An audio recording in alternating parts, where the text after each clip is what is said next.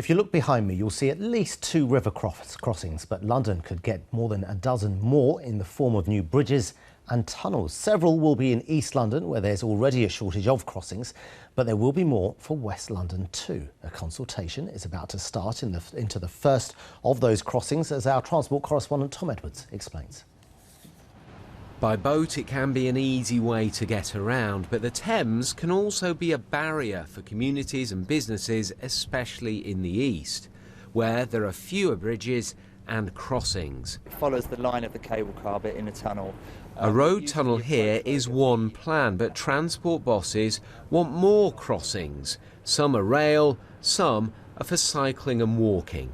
At the moment we have a population of 8.6 million people living in London. That population change is going to grow to an additional 1.5 million by 2030, and by 2050 will be an additional million on top of that. So there's a whole swathe of development opportunities, particularly in East London, that are going untapped because we don't have that connectivity between north and south of the river.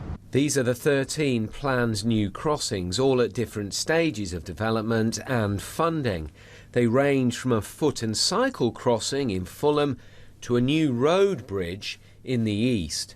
But environmentalists say crossings for motor vehicles aren't welcome. I think it is a bit cynical to lump in things that are already planned like Crossrail and good things like cycle crossings and overground, which again people have campaigned hard for, with road crossings that a lot of people don't want and will actually cause harm, more air pollution and more traffic for a lot of Londoners.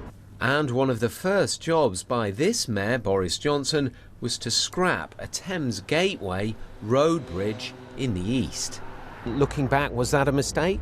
Well, the bridge had failed at the public inquiry, so it wasn't going to be able to go ahead in that form. So by putting forward these bridges, hopefully we've done all the groundwork and they won't have the kinds of problems that the Thames Gateway Bridge ran into. Is it just about cars?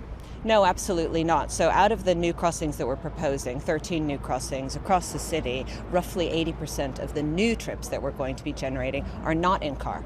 Some of the plans could be years away, some may never happen, but there is now an acknowledgement politically that more river crossings are vital for a growing capital. Tom Edwards, BBC London News.